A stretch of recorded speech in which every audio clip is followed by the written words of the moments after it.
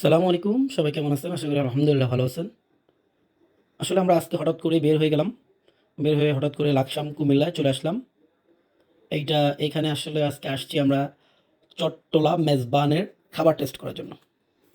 আসলে দিনে অনেক ব্যস্ততা থাকে, এইজন্য যখনই সুযোগ পাই রাত্রে একটু বের হই। তো এখানের সামনের পরিবেশটা সুন্দর লাগছে আমার কাছে। রাতের বেলা দেখাইতে পারছি কিনা জানি না।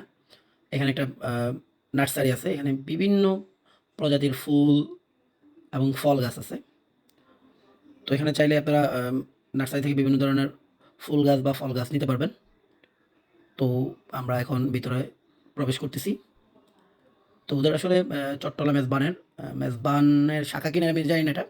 তবে সেম ডেকোরেশন, সেম স্টিকার সবকিছু সেম। হ্যাঁ?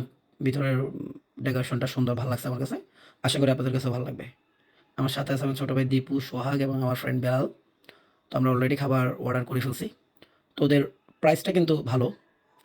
আ গরু মাংস ১ কেজি ৳১৩০০, ডাল, ডালটা হলো ওদের ৳৫০০ এবং কি এই ওদের এখানে নলা পাওয়া যায়। এই যে দেখেন বড় নলাটা এটা ৳২০০। গরুর মাংসটা স্বাদটা আলহামদুলিল্লাহ ভালো। কারণ এখনও বেশি দিন হয় নাই।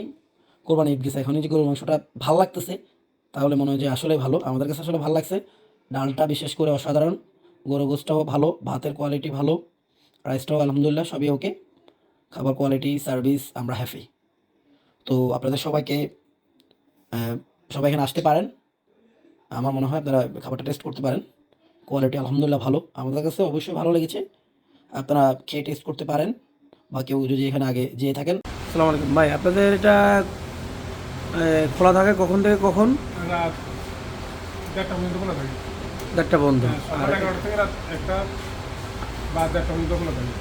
আর লোকেশনটা একটু বলেন। এটা হলো বাহার মার্কেট, চাঁদপুর রেলগেট, লাকসাম কুমিল্লা।